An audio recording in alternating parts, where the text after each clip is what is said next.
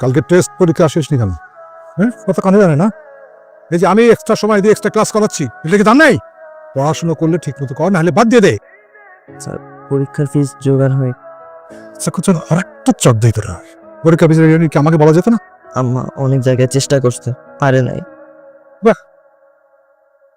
তুই যা যা, দেখি আমি কি করছি, মারে কি বল। স্কুলের সবাই কত হাসা করে তোর কাছে, তাই না? এখনো জাবর স্যার এখনো ফ্রি হননি?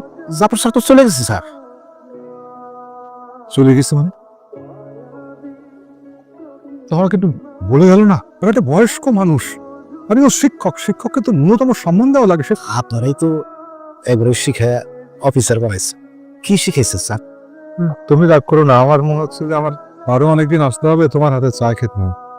হতাশ হইবেন না, কিছু টাকা পয়সা না দিলে তো ফাইল ছুটতে অনেক দিন লেগেছে। আমাকে ভুল দিতে বলছো তুমি? আমি একজন শিক্ষক, এটা কিছুই ছিল না স্যার। শিক্ষা দিতে পারি। শরীরকে এত নিষ্ঠুরতা, প্রেম নেই, ভালোবাসা নেই। আমি তো স্যার এত কিছু বুঝি না। আরে বাবা একটা সিগারেট দাও তো।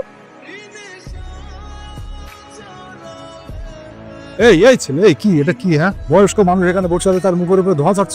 তো কি করব? আপনার পকেটে ভরে দেই? এত ইমোশনাল হলেন না তো। পোলা বান্দা তো দোকানে আইবই। তুমি তুমি একটা মুরুখ। এই বুইরা মুখ সামলায়। আপনারা জান তো ভাই, জান জান জান জান জান জান জান জান জান জান। আবার কি সারাদিন কোথায় ছিলা? রাতের খাবার খাইছো? এখনো খাইনি। এত কইরা বললি আমার এখানে চলে আসো। না। সেটা অন্যায়। তাহলে তুমি তার কাছে আমাদের বিয়ে দিছো কে? আগে তো জানতে পারিনি। ভুল ত্রুটি নিয়েই তো এই জগৎ সংসার নাকি? ঠিক আছে, তুই ফোন রাখ। 3 মাসের ভাড়া বাকি পড়ে গেছে। ভেবেছিলাম পেনশনের টাকাটা পেয়ে যাবো, কিন্তু দেরি হচ্ছে। পেয়ে যাবো। বাড়িওয়ালাকে একটু বুঝিয়ে বলো, কেমন? বুঝছি কি বাড়িওয়ালা মানতে চায় না, বুঝছেন? বাসা অন্য জায়গায় ভাড়া দিয়ে দিতে বুঝছে স্যার। নিয়মিত ভাড়া না পেলে ভাড়ার কি এত বুঝবেন?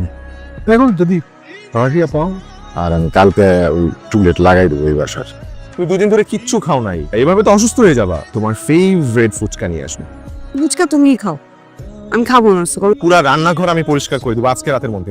এভাবে না খেতে থাকলে তো হাসপাতালে ভর্তি হতে হবে। আমি অফিস সামলাবো না, তোমাকে দেখবো হাসপাতালে। আমি অসুস্থ থাকলে তুমি অফিসে যেতে পারবে না, এই জন্য তুমি আমার টেক কেয়ার করতে। তুমি তো সুস্থ হয়ে গেছো, ভালোই হলো তুমি সুস্থ হয়ে গেছো। তাহলে তুমি রান্নাঘরটা ক্লিন করে ফেলো। নুডলস খাবো রাত্রেবেলা। হ্যাঁ স্যার, আপনাদের মতো রিটায়ার্ড করা মানুষদের সমস্যাটা কি জানেন? আপনাদের তো কোনো কাজ কাম নাই। আপনারা মনে করেন আমাদেরও কোনো কাজ কাম নাই। প্রত্যেকদিন এই অফিসে আসাটা না আপনার একটা অভ্যাস হয়ে গেছে। কি করবো বলেন? যার কাছে যাই সেই বলে আপনার কাছে যেতে। একটু দয়া করে সই করে ফাইলটা ছেড়ে দেন না। আর একটা পার্সেন্টেজের ব্যাপার আছে না, খরচটা দিলেই তো আপনার ফাইলটা পাস হয়ে যায়। আমার কাছে তো কোনো টাকা নেই। টাকা কারো কাছ থেকে ধার করেন, অন্যদিন আসেন, ভাবেন বিষয়টা নিয়ে। আসি তাহলে। স্যারকে বলুন কিভাবে স্যাম্পলের সাথে যে প্রোডাক্টটা ম্যাচ করতেছে নাকি। আপনি এখন আমাকে সরি বলছেন? আমরা স্যাম্পল সাবমিট করেছি একরকম, আর আমাদের প্রোডাক্ট আসছে একরকম। কোয়ালিটি কন্ট্রোল করার দায়িত্ব না আপনার ছিল? একরকম আমি কিভাবে জবাব দিব রাফিকে? আপনার উপস্থিতিতে এই ধরনের এত বড় মিসম্যানেজমেন্ট কি করে হতে পারে? এখন থেকে সবকিছু দেখাশোনার দায়িত্ব আপনার। তো কোটি টাকার অর্ডার এনেছে রাফি, ও যদি জানতে পারে এরকম মিসম্যানেজমেন্ট হয়েছে। জি স্যার বলেন। কাজের বেলায় তো কোনো খোঁজ খবর দেখি না। সিজনটাই তো এমন। তুমি এত আপসেট হয়ে পড়ছো কেন? একে তো এতগুলি মাল ডিফেক্টেড হয়ে গেল, তার তো বাইরে যদি বিগলি লিক আউট হয়ে যায়, আমাদের তো শত্রুর অভাব নেই। একটা ইস্যু ক্রিয়েট করে বসবে। পরের সিজনে আমরা ডাবল প্রফিট করব। আমি অলরেডি যশোরে গিয়েছি। ওনার লাস্ট পোস্টিং যশোরে ছিল, কিন্তু ওনাকে ওখানে পাইনি। আমি এই মানুষটাকে খুঁজছি আমি অনেক বছর যাবত। আমি একজনকে চিনি, ওনার সাথে কথা বললে আমি অথবা কিছু ইনফরমেশন হলেও পাবো। Thank you for the help. হ্যাঁ, থ্যাংক ইউ। তুমি তোমার কাশন স্যারকে এখনো খুঁজে বেড়াচ্ছ, তাই না? যদি পাওয়ার হতো তাহলে তো তুমি পেয়ে যেতে। আমার বিশ্বাস উনি বেঁচে আছেন। একটাবার ওনার সাথে আমার দেখা হোক। হ্যাঁ বাবা, কেমন আছো তুমি? ভালো আছি, রেস্ট নিচ্ছি। রাখ ফোন। ওষুধ লিখে দিয়েছি, খেয়ে নেবেন। আর আপনার হার্টের অপারেশনটা করা দরকার। খরচ কত লাগবে? লাখখানেক টাকা জোগাড় করে রেখেন। আচ্ছা, দেখিস কি পারা যায়।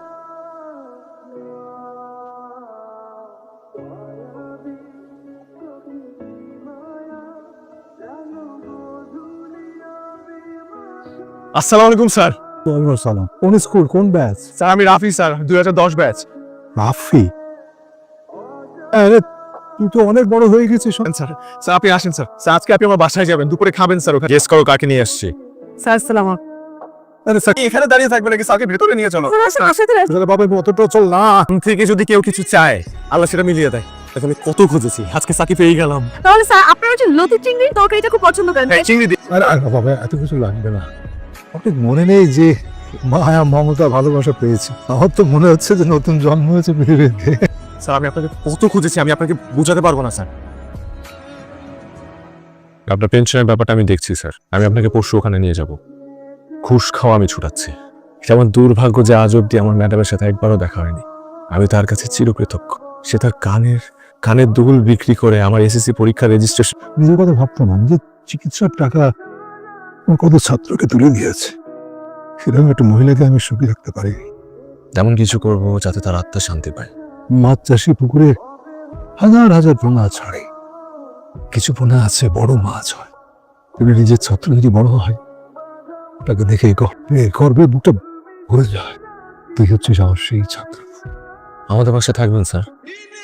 প্লিজ, তুমি তো আজকে মহা খুশি। কপালটা খুব ভালো, যা চাও তাই তুমি পাওয়া যাও। এটা কি স্যার মনে আপনার জন্য নাস্তা পাঠিয়েছে। কষ্ট করে আবার নাস্তা কেন? ঘুমিয়ে খাও, রেখে আসি। হ্যাঁ,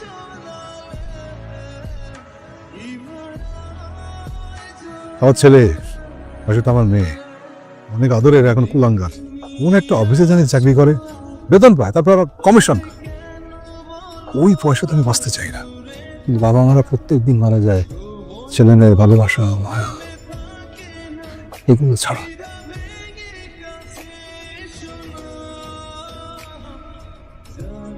ওনাদের জন্য সুন্দর করে চা বানিয়ে নিয়ে আসো। আপনি জিজি মহোদয়ের কাছের মানুষ, স্যার গুরুজন, মুরব্বী মানুষ। আপনি যদি চা না খান নিজেকে বেয়াদব মনে হবে। আপনি সেটাই। আপনিও তো একদিন রিটায়ার করবেন না? জাফর সাহেব তো নাম আপনার। এরপর থেকে কারোর সাথে এরকম করা উচিত হবে না, রাইট? সরি, মানে ক্ষমা করে দিবেন। জগৎ সাহেব, আমি মনের মধ্যে কখনো কোনো রাগ রাখি না। খুব পুরনো দক্ষ একজন স্টাফ আমাদের। কিন্তু তাই বলে এরকম একটা করাপ্টেড লোককে তুমি ইগনিশনে কন্টিনিউ করাবে? না না, সৈকত সাহেবের কারণে পুরো সম্মানটা নষ্ট হয়ে যাচ্ছে। ভাগ্য ভালো তুমি ধরতে পেরেছিলে। আমাদের কিছু পুরনো ক্লায়েন্টস, তাদেরকে টেকনিক্যালি সাইড করে সে নতুন ক্লায়েন্টস নিয়ে আসছে। ও তো কি পয়সা খেয়ে ম্যানুফ্যাকচারিং এ ঘাপলা করতো, সুতা বোতাম এগুলো সব। তুমি ওকে পাঠাও আমার কাছে। ওকে, কি হয়েছে বলছো? তুই একদিন পরে আসলি, তারপরে বলছিস রাফির কাছে যেতে। রাফিকে তুই কি করে চিনিস? This is your termination letter. You are fired. Sir আমি বুঝতে পারছি না আমি কোম্পানির এমন কি ক্ষতি করেছি যে কখনো কখনো দূর থেকে ভালো মানুষকে চেনা যায়। না, তুই তোর স্বার্থ উদ্ধার করার জন্য আসছিস। আমি আর কখনো তো আর অবাধ্য হব না। আমি আমার ভুল বুঝতে পেরেছি।